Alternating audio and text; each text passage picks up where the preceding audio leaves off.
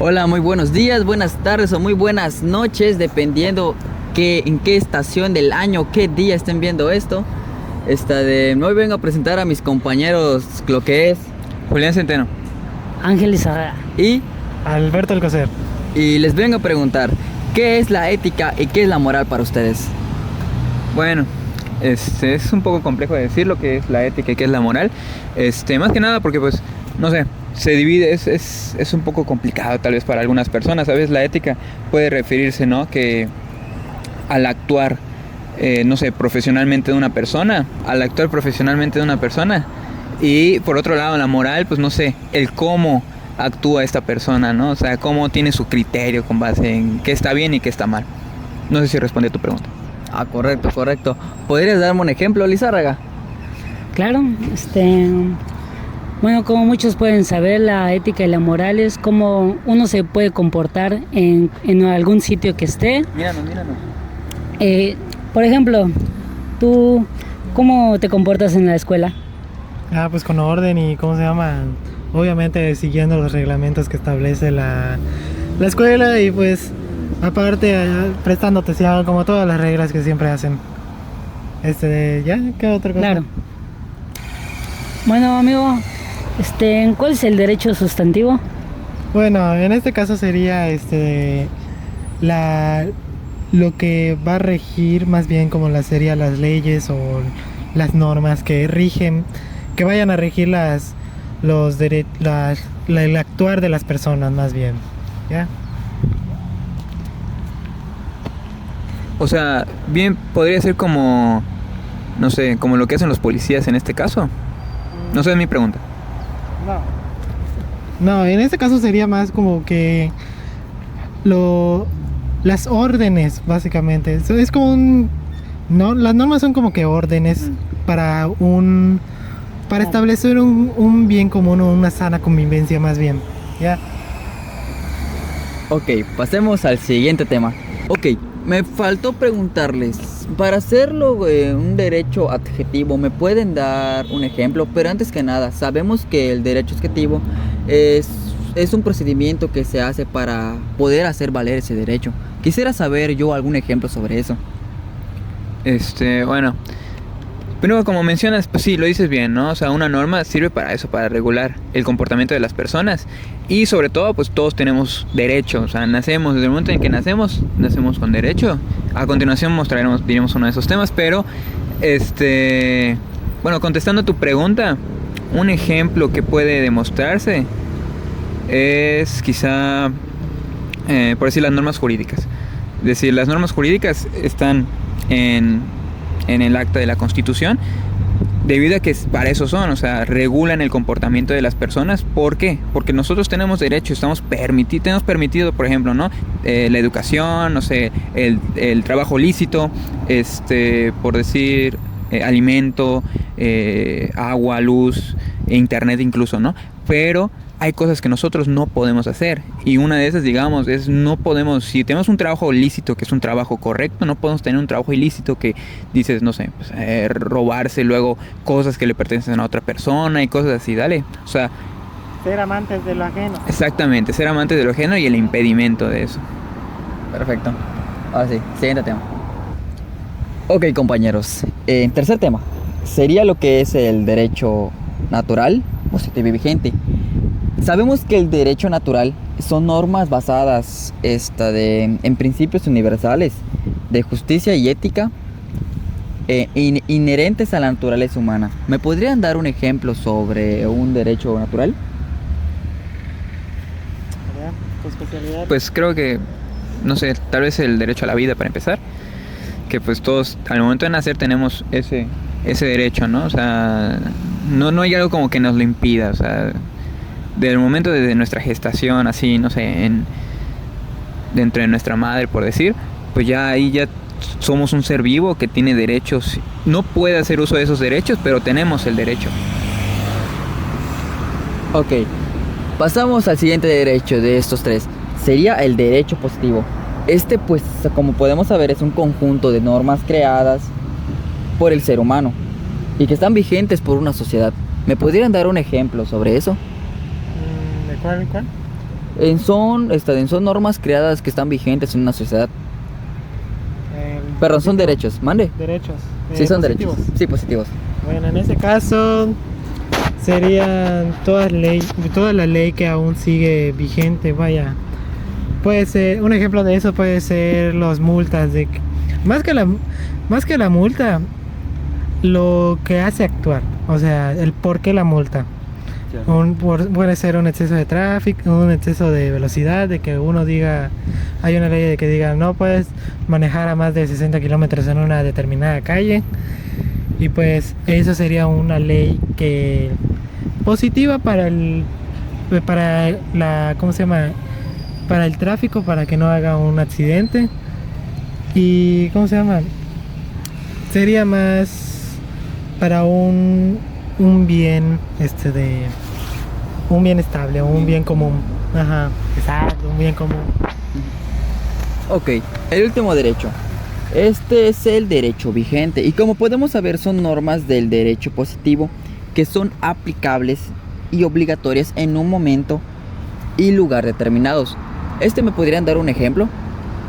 Sí, bueno, de ese, como tú lo mencionas bien, es o sea, tiene la palabra vigente en la oración, es decir, por ejemplo, hay normas, sí, hay leyes, ¿no? En este caso, que estaban en la Constitución, que ahora ya no están, o tal vez les cambiaron o le hicieron modificaciones. ¿Por qué? Porque tal vez afectaba a un grupo en específico de personas. Vamos a poner como, por decir, no sé, un grupo vulnerable, ¿no? Los albañiles, por decir de alguna manera, ¿no?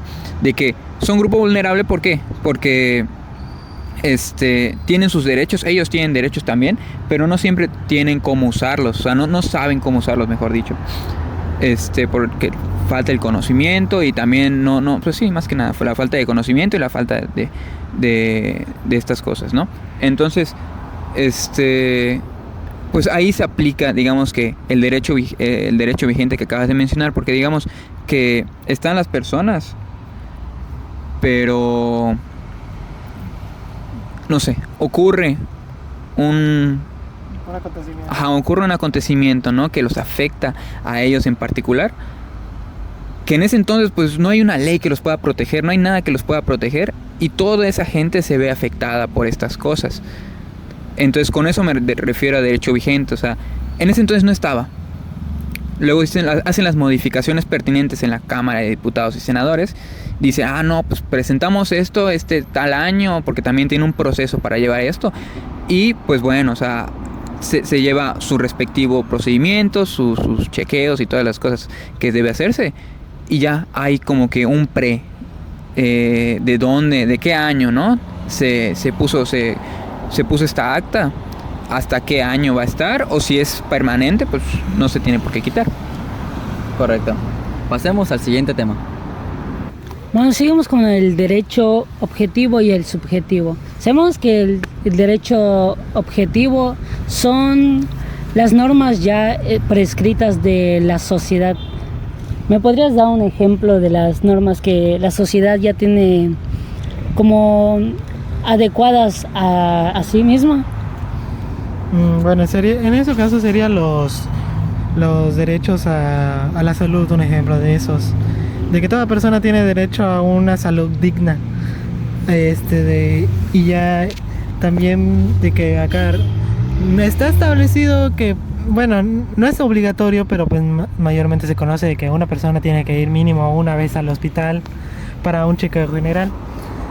Ese sería un derecho de que puedes ejercerlo, más no tienes la obligación de hacerlo.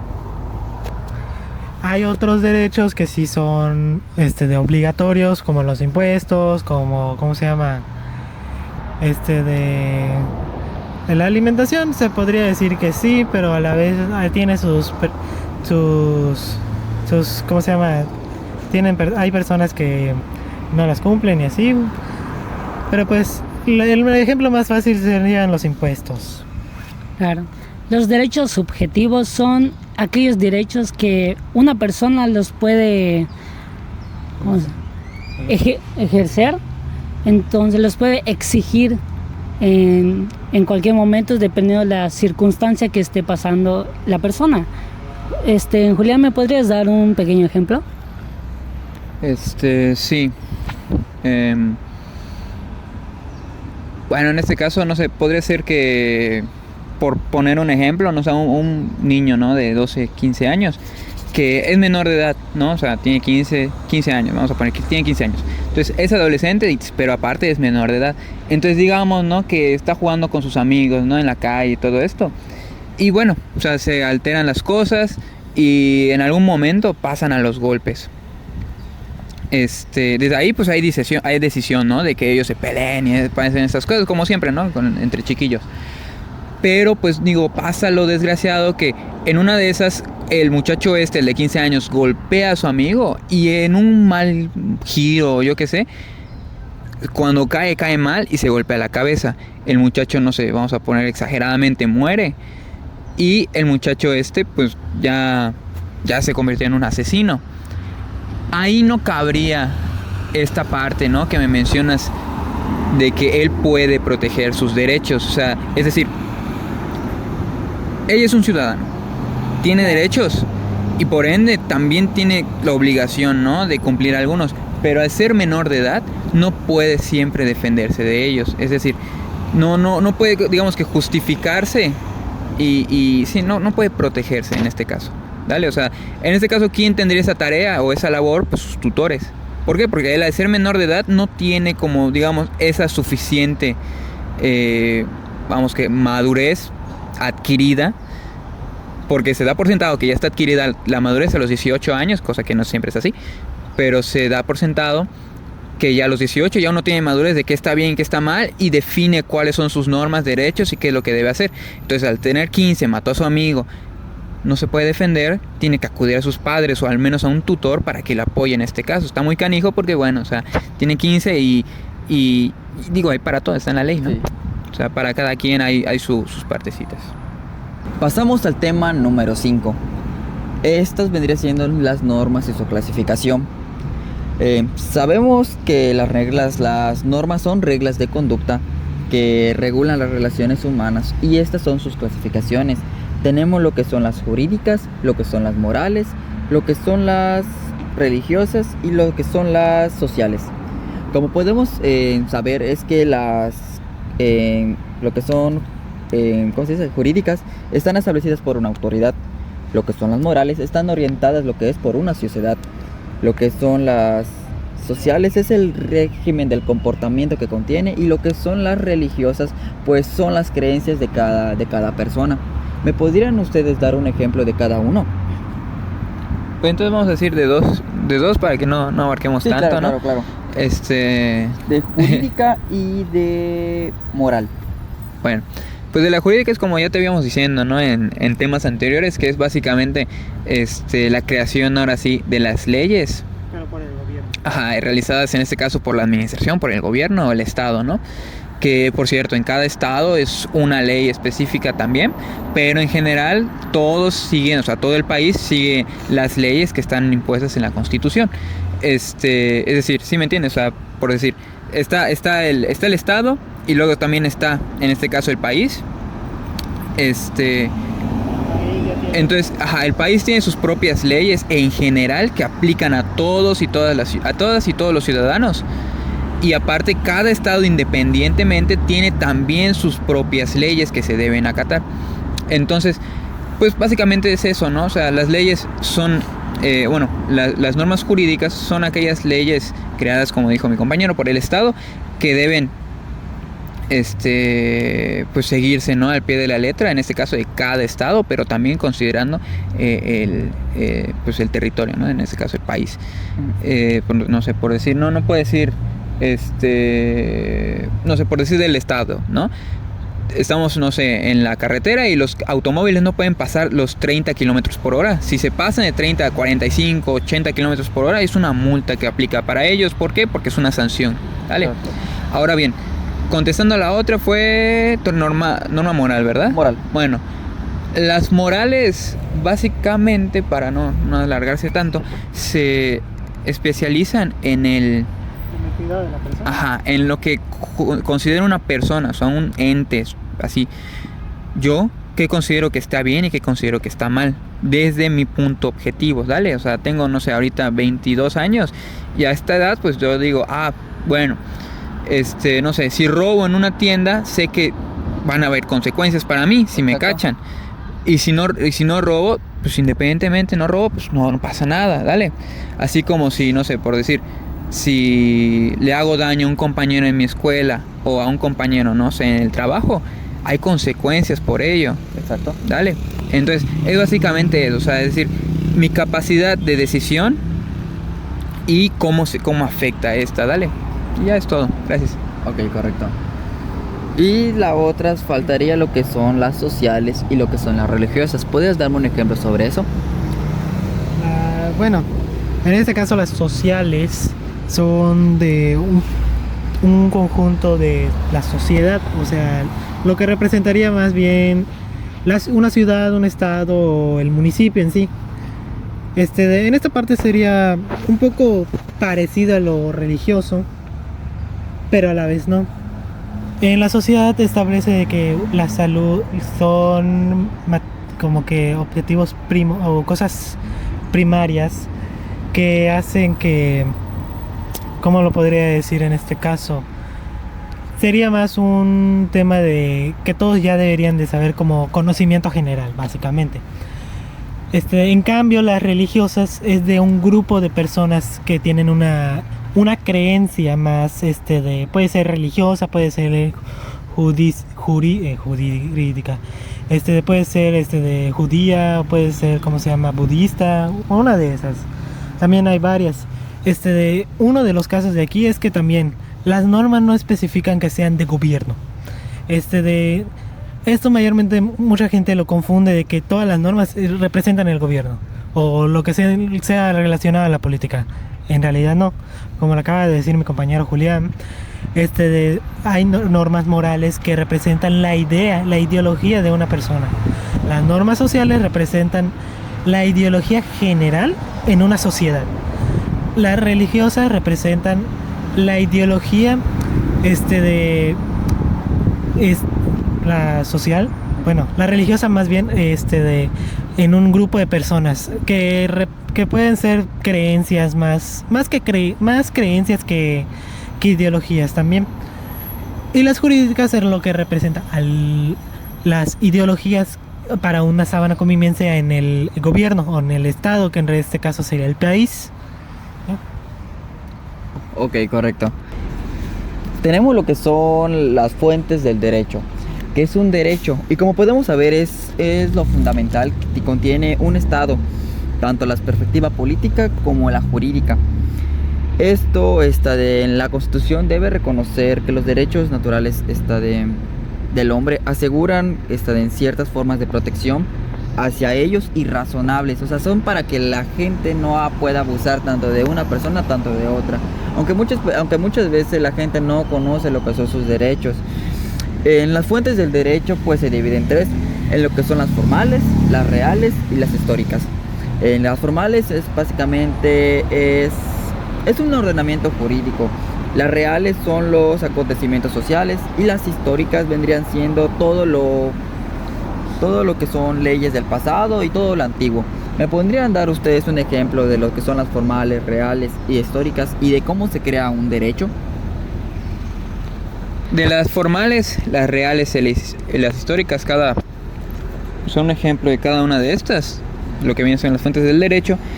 Pues como bien lo dicen, ¿no? Son en este caso es todo lo real y todo lo que se ha sido escrito. No sé, un ejemplo puede ser simplemente lo que está en la Constitución. O sea, es todo lo escrito y todo lo real que actualmente existe en la Constitución, ¿dale? Que está vigente. Lo real, pues como dices, los acontecimientos sociales a partir de la capacidad, ¿no?, de las personas. Es decir, por ejemplo, como había dado el ejemplo, ¿no?, de los albañiles, ¿no? Es decir, digamos que, no sé, a ellos les impiden realizar trabajo en tal lugar y pues ellos dicen, o sea, no pueden defenderse, no pueden decir, no, pues está en mis derechos trabajar en tal lugar. ¿Por qué? Porque soy persona que no sé qué, que no sé cuándo, ¿dale? Entonces lo real, en este caso donde se aplica la fundamentación, ¿no?, del derecho en lo real, es que le hagan válido ese derecho. O sea, todos tenemos derechos, pero no siempre los reconocen porque no siempre se ven necesarios, no siempre se ve una necesidad ahí, ¿vale? Por eso existen a veces, no sé, los grupos por decir los trabajadores, ¿no? Que tienen sus propios grupos para protegerse incluso de estas cosas, cuando a veces el propio derecho les invalida algunas cosas. Exacto. Ahora las históricas, pues como lo dices, ¿no? Son todos lo que ha sido, ¿no?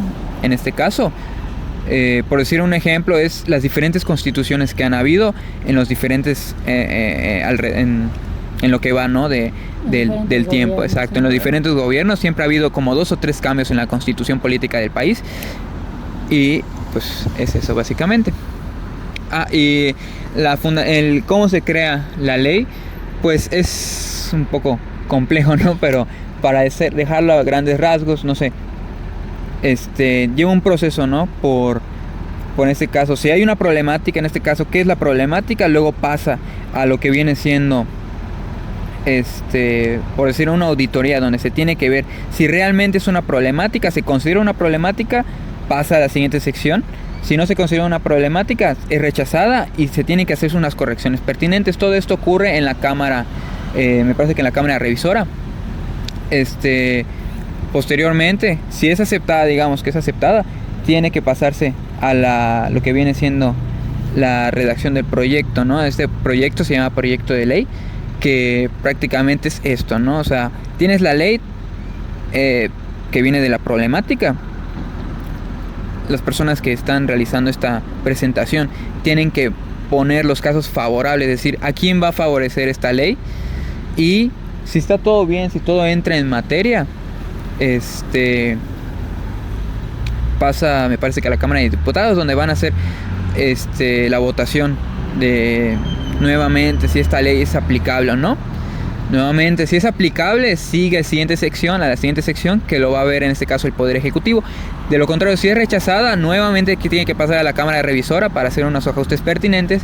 Y cuando pase, en este caso, al Poder Ejecutivo, que es la máxima autoridad en el país, bueno, una de las 3 máximas autoridades en el país, ya luego hablaremos de esto más adelante. Este Poder Ejecutivo, que es el presidente de la nación, tiene igual un derecho de veto. Este derecho de veto le permite a él o ella, ¿no?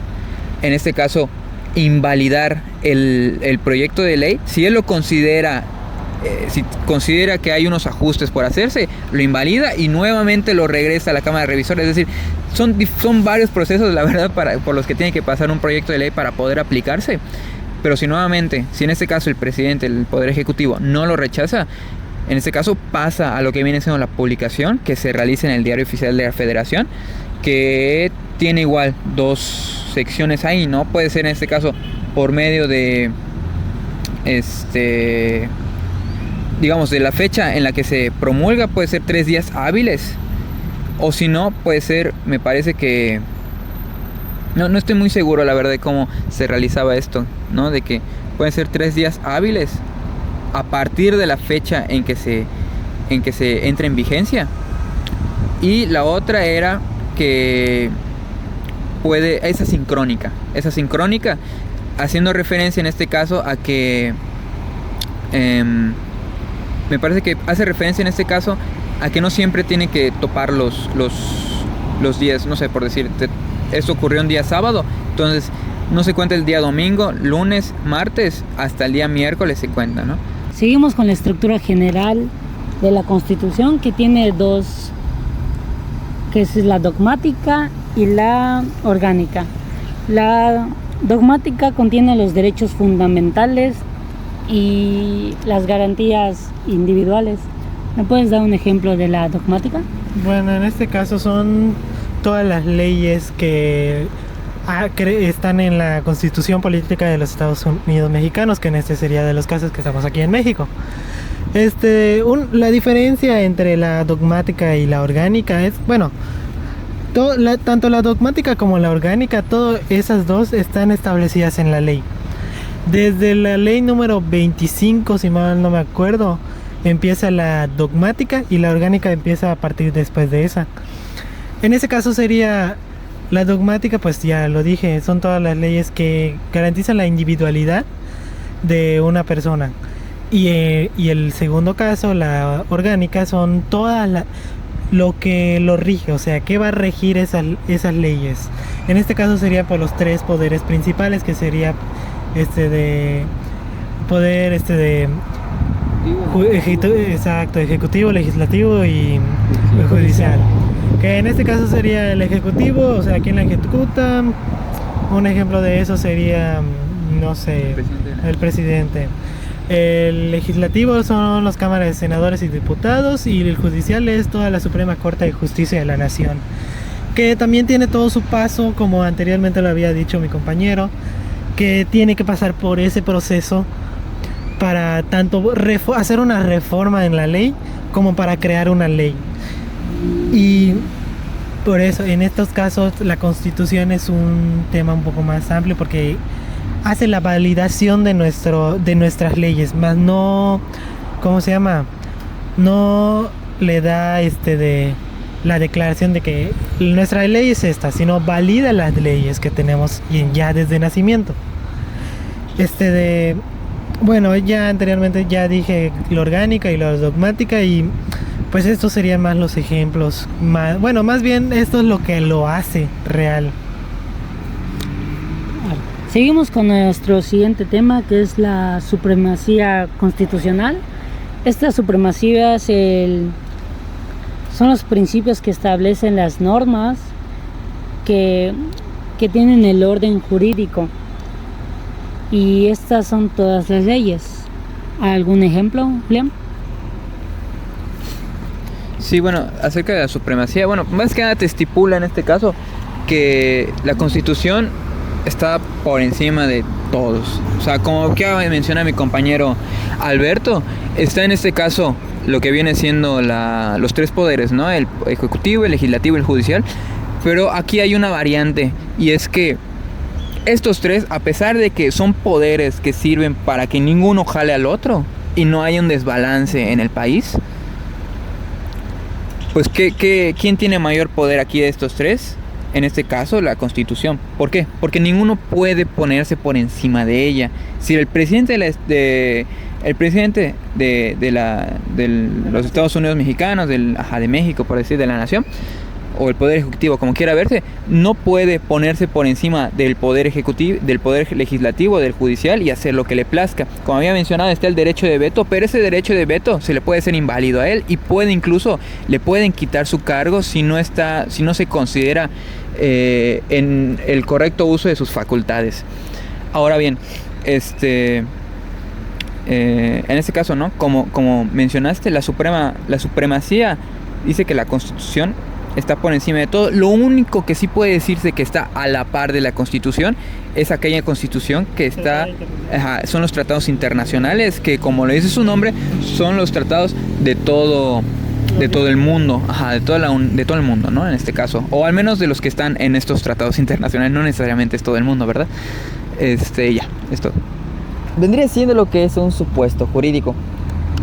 Esto, como podemos saber, vendría siendo una hipótesis o situación que está prevista en una norma cuyo cumplimiento genera consecuencias jurídicas. Pero a mí me gustaría saber algunos ejemplos. ¿Me podrían ustedes dar a uno de esto? ¿De cuál? Lo que es el supuesto jurídico es la hipótesis o situación prevista en una norma cuyo cumplimiento genera consecuencias jurídicas. Bueno, creo que puede referirse también, no sé, o sea, como dices, no es una hipótesis, ¿no? Que trata, ¿no? En este caso pensamiento. Das algo por sentado, pero siguiendo en este caso un orden, porque es una hipótesis.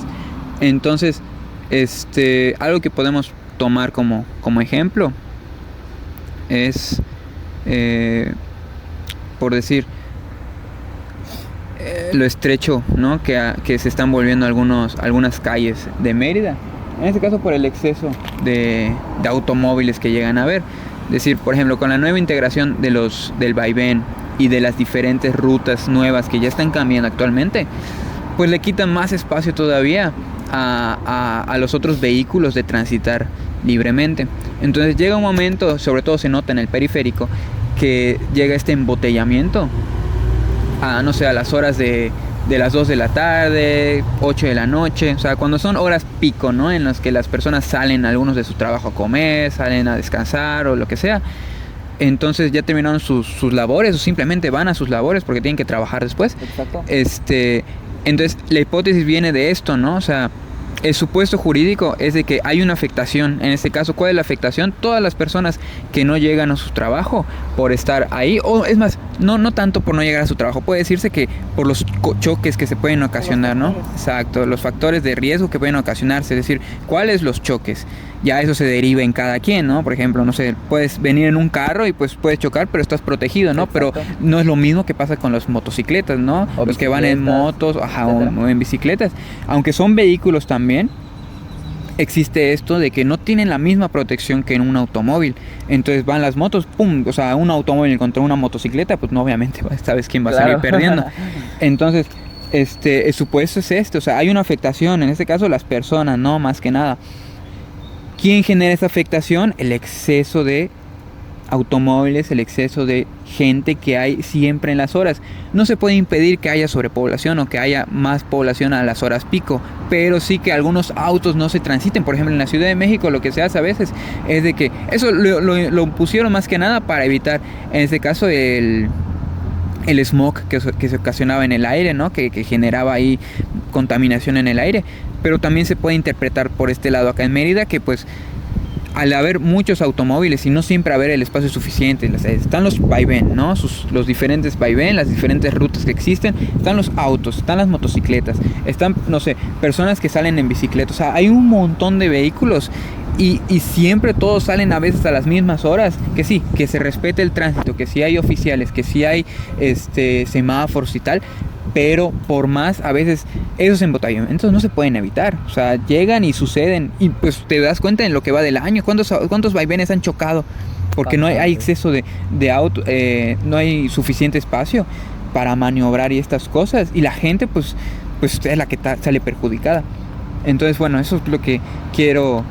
En pocas palabras, ¿te acostumbras o te friegas? Exactamente. O simplemente le evitas, como dije, o sea, pues Exacto. si le ponen, no sé, a las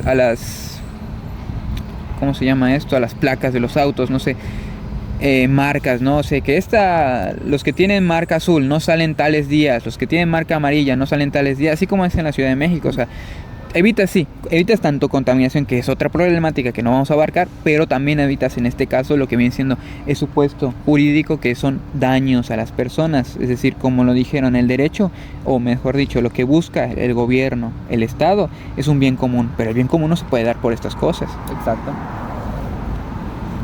Bueno, seguimos con el siguiente tema, que son las relaciones jurídicas. Las relaciones jurídicas son el vínculo entre uno, dos o más personas. Estas contienen las obligaciones y los derechos de las personas. ¿Me puedes dar unos ejemplitos? Esa persona tiene obligación de no chocar, pero es un bruto. Sí, sabes que voy a editar todo esto, ¿verdad? Coño. Ay, bueno. A ver. En este caso las relaciones jurídicas serían más como el concepto de casarse o tener una relación de boda, de matrimonio. También representa algo de herencia o relacionada a la herencia. Cuando se habla de una relación, un vínculo entre dos o más personas, vamos a abarcar por este medio del matrimonio. El matrimonio pues es una relación bilateral, perdón. Que necesitas ambos tener la conciencia de tener una relación. En esta parte se basa de que ambos tienen en torno a la ley, se puede juntar lo que son sus derechos y obligaciones. Por ejemplo, al tener una propiedad, ambos pueden tener la misma propiedad, o ¿cómo se llama? El seguro social, ambos pueden tener, pagar el mismo seguro social hasta un menor precio.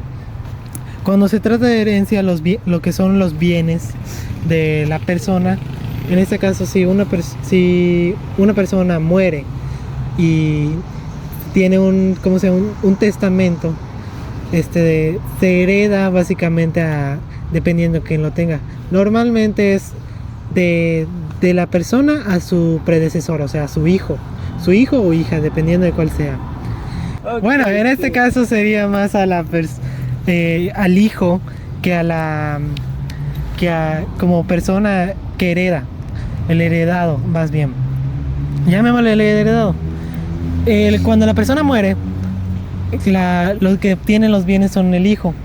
Va en relativo orden. Primero va del fallecido al heredado, o sea, al hijo. Y si el hijo o no tiene la capacidad, o no, más bien, no es ejersor de sus derechos o obligaciones, se le pasa a la madre, que en este caso la madre tiene que tener mayor de 18 años, tiene que ser legalmente ciudadano, y bueno, no ciudadano, pero sí tener relación en el país. En este caso se le podría tener una relación jurídica porque tiene un paso de ¿cómo le podemos decir? De herencia, ¿ya? Bueno, a continuación seguimos con el siguiente tema, que es el hecho y el acto jurídico. El hecho hace acontecimiento a acciones legales. El hecho es hacer algo pero sin intención de hacerlo. Entonces, por consiguiente, el acto es un ente que tiene la capacidad de pensamiento y la intención de querer, pues, ejercer algún acto contra una persona, contra las leyes en sí. ¿Un ejemplo? Un ejemplo podría ser que en el hecho... Bueno, un ejemplo puede ser que, por ejemplo, el hecho, como dijiste bien, el hecho jurídico, pues hace referencia en este caso a que no hay decisión, ¿dale? O sea, para empezar, tanto el hecho como el acto jurídico son entes, son usuarios en este caso del derecho, hombre o mujer, no importa, pero son usuarios del derecho que son afectados que son afectados en este caso. Bueno, primero hablando del hecho jurídico, digamos, puede pasar, por decir un supuesto, ¿no? Estamos caminando, lo que pasaba hace algunos meses, ¿no? En Mérida, el tema de los huracanes. Entonces, las inundaciones, algunos choques que hubieron, pérdidas de materiales, en este caso de electrodomésticos, o a veces pudiera pasar que había quienes se resbalaban más, cayó el huracán, todo esto, está el agua ahí encharcada, más no poder, y sigue cayendo, y pasas ahí a comprar a tu casa, no sé, bolsas de basura, cualquier cosa que te pasa de que, no sé, estás pasando por la calle, y por las lluvias y todo esto que dejó el huracán, está dejando el huracán, te resbalas y te partes el brazo, te rompes el brazo. Entonces, estas cosas se considera un hecho jurídico, se considera un hecho jurídico, por el hecho de que, valga la redundancia, de que te está afectando a ti como persona, afecta a tu mundo del derecho, afecta a tus derechos. ¿Por qué? Porque te ocasionó un daño, en este caso en tu cuerpo. Ahora bien, lo que cambia en este caso con respecto al acto jurídico es que el acto jurídico se tiene por decisión. Es decir, puede pasar que con el hecho jurídico sea un mal de la naturaleza, ¿no? A lo mejor no necesariamente un mal, sea simplemente por la naturaleza que ocurra algo y tú salgas lastimado o lastimada. Ahí se considera hecho jurídico. Pero también puede pasar, no sé, de que estás jugando fútbol con tus compañeros y tal. Entonces, no sé, él se barre o tú le entras, como es un deporte de contacto, y lo lastimas o la lastimas y la lesionas, ¿no? Le fracturas o yo qué sé, ¿no? Entonces, si no hay intención, es hecho jurídico, por el simple hecho de que tú dañaste a una persona, pero no hubo decisión. Ahora, con el acto jurídico existe esa decisión. Es decir, no tenemos que alejarnos tanto, ¿no? El tema de los asesinos seriales, por decir. Son personas que sí, no están bien de sus facultades ni nada por el estilo, pero tienen la decisión de realizar estos actos. Pues se meten en una casa, no sé, pasan simplemente en su carro y accionan contra el daño a una tercera persona. Entonces aquí ya hay decisión. La diferencia principal entre hecho y acto es la decisión. Es decir, y también puede pasar, ¿no? De que, por ejemplo, que haya unas cuantas confusiones, ¿no? Es decir, puede pasar de que, no sé, está una señora cuidando a un anciano, ¿no? En el hospital y tal, y no sé, se le olvidó darle sus pastillas, ¿no? Para la presión o yo qué sé. ¿Por qué? Porque ella se durmió en labores y tal. Se durmió en labores, pero ella no lo hizo a propósito. Entonces, como no lo hizo a propósito, o sea, no omitió adrede las pastillas del señor, es hecho jurídico. ¿Hay consecuencias? Sí, de eso no se discute, siempre hay consecuencias. ¿Por qué? Porque al final es la vida de otra persona. Pero no se considera un acto jurídico, se considera un hecho jurídico porque la mujer no lo hizo adrede. Cosa diferente sería que dijeras, no, sí, la acusada ha sido acusada, ¿por qué? Porque omitió darle las pastillas a este señor, que no sé qué, en la fecha tal, del año tal. La palabra omitió ya te da por sentado que este es acto jurídico, porque ella tenía el poder y la obligación de darle sus pastillas, pero decidió no hacerlo. Entonces es simplemente eso. Bueno, seguimos. Siguiente tema. Vendría siendo lo que es el deber jurídico. Este vendría siendo las obligaciones impuestas por una norma jurídica, a cambio de que mientras no se haga, ya conviene con consecuencias. ¿Podrías darme tú algún ejemplo sobre esto? Bueno, en estos casos serían como las leyes que hace un gobierno o un municipio en estos casos. Vamos a un ejemplo un poco más práctico, como anteriormente habían dicho, de la ley de tránsito. De que tienen unas normas que tienes que de la obligación de hacerlas, porque tú no puedes estar manejando en la medio de un lugar de privado o más fácil en el parque sin que tengas una repercusión, vaya. Pues esa es una obligación, aparte que puedes dañar la vida de una persona, como lo habíamos hablado anteriormente de los actos jurídicos. También otra forma son los impuestos, que hay leyes que la ley establece que tienes que pagar cierto impuesto para la aportación del gobierno, que pues, para un bien común, para el pago de otros bienes y así. Estos serían más bien unos ejemplos un poco más claros en esta parte, que se relacionan sí porque está establecida en una ley que tienes que cumplir obligatoriamente, porque si no hay una sanción o hay una multa. En estos casos si seguimos en el ejemplo del tránsito, si no catas la orden te sancionan una multa o te pueden llevar a la cárcel en el peor de los casos. En los impuestos pues tienes una multa de alrededor de, ¿cómo se llama?, mayor a 100,000 pesos, o si no también igual llegas a la cárcel. Estos también aplican mayormente en todas las normas jurídicas, vaya, las leyes que hayan establecido el gobierno o el mismo estado o el municipio más bien. Ok, correcto. Siguiente tema, tenemos lo que es la sanción y la clasificación. Como podemos saber, lo que es la sanción es la consecuencia jurídica que se le da a un incumplimiento, claro, de una norma. Por ejemplo, lo que es la punitiva, a eso se le da el castigo, es el castigo que se le da a esta sanción.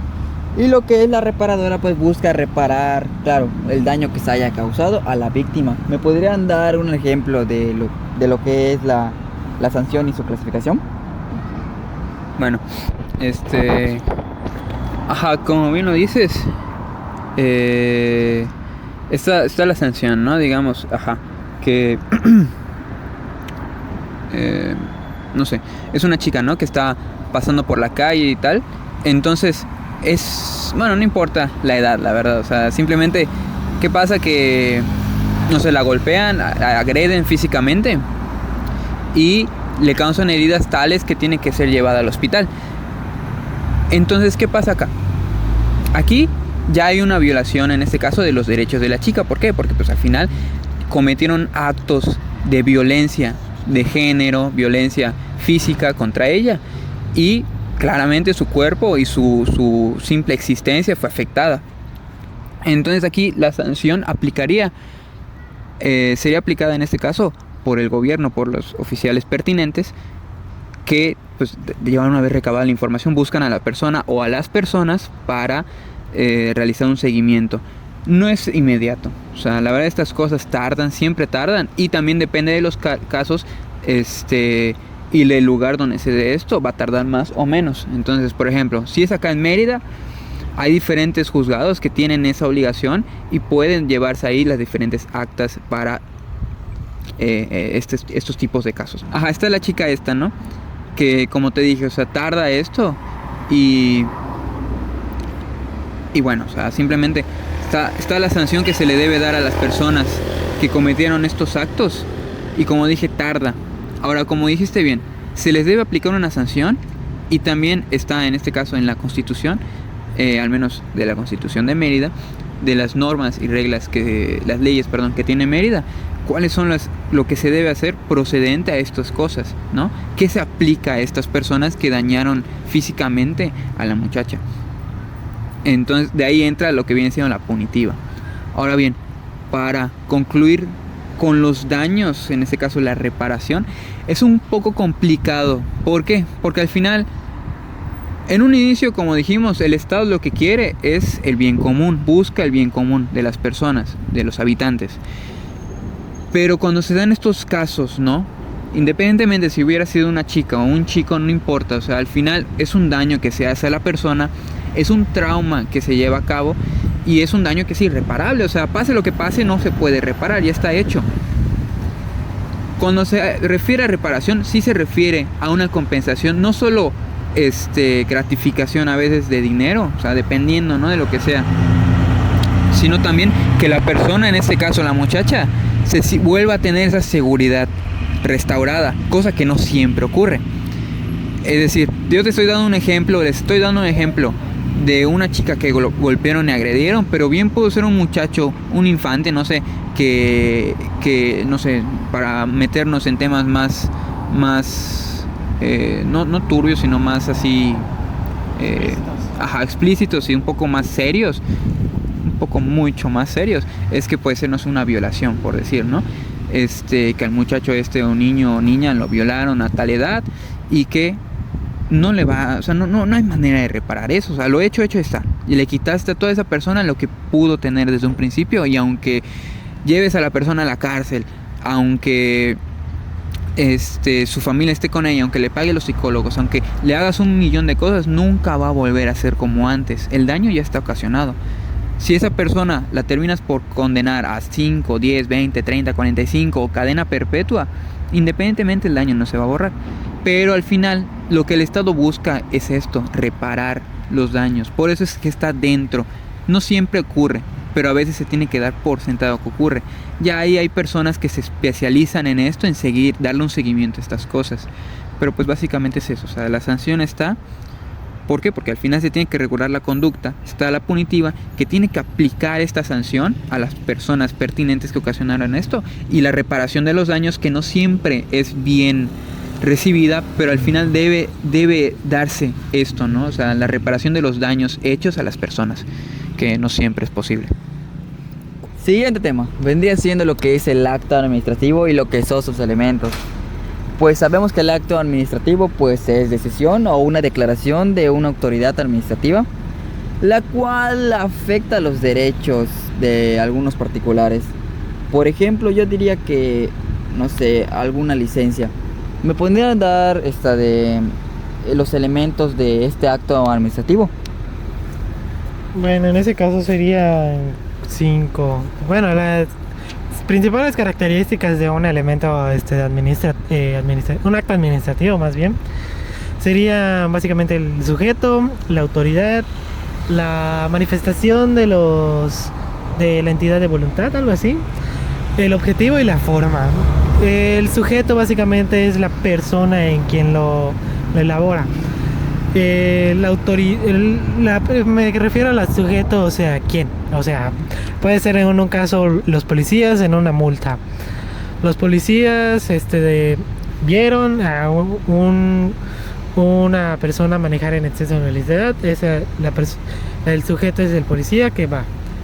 La autoridad, o sea, ¿qué autoridad va? Porque en este punto también no todo acto administrativo, más bien el acto administrativo depende en qué sector vaya a ser. En la autoridad sería qué espacio gubernamental, o sea, qué parte del gobierno es. Como la policía es parte del ejecutivo, de régimen ejecutivo, o sea, quien realiza, más que quien realiza, o sea, el orden, el que hace actúa ante las órdenes. Ok. En esa parte sería la autoridad. ¿Qué autoridad está dando? La policía pues da un orden. De aquí la manifestación, o sea, ¿en qué se manifiesta? O sea, ¿por qué lo hizo? Más bien el qué hizo, ¿por qué lo hizo? Manifestando en el sentido de que estaba yendo en exceso de velocidad y pues básicamente por esa acción lo realizó. O sea, paró a la persona y hizo dio su autoridad como policía, dándose una manifestación diciendo el por qué es básicamente, por qué manifestó, o sea, cuál fue la situación, vaya. Manifestó por exceso de velocidad, ok. El objetivo, ¿cuál quiere el objetivo? Pues bueno, quiere un bien común para ambas partes. Más bien para ambas partes, sería más para el gobierno. Y bueno, en ese objetivo sería para regular el carácter de la persona que hizo, como que básicamente hizo una sanción de exceso de velocidad. Y lo que sería la forma sería en qué lo valida, o sea, básicamente si es escrito, en qué lo tiene en la forma escrita, como un documento, como una multa, como una sanción, vaya. ¿Ya? Correcto. Para finalizar ya este podcast, tenemos lo que ya vendría siendo el último tema, ¿qué es la concesión? Pues como yo tengo entendido, la concesión vendría siendo un acto administrativo mediante el cual el Estado otorga un particular al derecho de explotar un bien o servicio público. Pero me gustaría saber, Julián, ¿cuáles son los elementos? Bueno, como bien lo dices, están la concesión en este caso no es un permiso, ¿no? Sino es algo que el gobierno en este caso no puede abarcar por sí solo. Es decir, el gobierno tiene muchas obligaciones para con la gente. ¿Por qué? Porque al final busca en este caso proveer un bien, ¿no? A la comunidad, a las personas, pero hay cosas que por sí solo no puede hacer. Aquí es donde permite o donde usa el tema de las concesiones. Las concesiones se dan a los particulares, es decir, vamos a poner un ejemplo como el de los camiones de basura, los servicios de basura, que son Pamplona, Sana y Cobarce, ¿no? Por decir algunos. Entonces, también está Sojolyuk. Entonces, por decir algunos, lo que hacen en este caso es pues dar un servicio, ¿no? De limpieza a todo lo que viene siendo el municipio de Mérida. Las horas pues varían dependiendo de cada zona y también de a cuál lugar llegan en estos casos las 3 empresas diferentes que ya mencionamos. Pero la concesión es esto, es un particular que tiene que por medio del gobierno, porque el gobierno no puede cumplir esta tarea simplemente porque no por las demasiadas cosas que tiene que hacer o que tiene a su cargo, no puede cumplirlas. Y aquí es donde le cede la oportunidad a un particular, como ya mencioné, los servicios de basura. Ahora bien, ¿en qué se divide? Se divide en condescendiente, a quien se le permite la concesión, que en este caso es a la persona, ¿no? El concesionario es a la persona, en este caso, que se le permite esta concesión. Puede ser, como dije, una persona física, que somos individuos aquí cada uno, o moral, que puede ser, en este caso, una organización, una fundación, etcétera, es ¿no? un particular, ¿no? Exactamente. Ahí sería lo particular, el concesionario. Ahora, el concediente en este caso es aquel que aplica la concesión. En este caso es el gobierno, es la administración la que concede esta concesión, o si bien puede ser un servicio público. Ahora, el usuario son las personas a las que les conviene o les termina por favorecer las concesiones. En este caso, las demás personas, ¿no? Como dije, tenemos la concesión, el concesionario, en este caso, el servicio de basura, ¿no? El sector privado, el servicio privado de basura, ajá. concediente, por decirlo de alguna manera, el gobierno. Y el usuario, las personas a las cuales se les recoge la basura en determinados horarios. ¿Vale? Entonces, es esto básicamente. El servicio público simplemente es algo que el gobierno sí puede hacer y hace en este caso, ¿no? O sea, por decir, las personas que no sé si han visto, ¿no? En los parques, que van y podan los parques, le dan una limpiadita o a veces hasta pintan las bancas o las secciones de los juegos, ¿no? Para los niños. Entonces, esas son la parte de los servicios públicos que provee el gobierno y las concesiones son a los privados, ¿vale? Entonces sería todo. Muchas gracias, ¿no? Por la invitación. No sé si quieres decir algo. Correcto. Quiero agradecer a mis compañeros, lo que es Ángel Izárraga, lo que es Julián y lo que es Alberto, por haber estado en este podcast. Su servidor Ángel José Carballo López. Y nos vemos hasta la próxima. Bye. Chao, chao. Adiós. Cortamos. Ay, amor. Divino. Eso. Amén.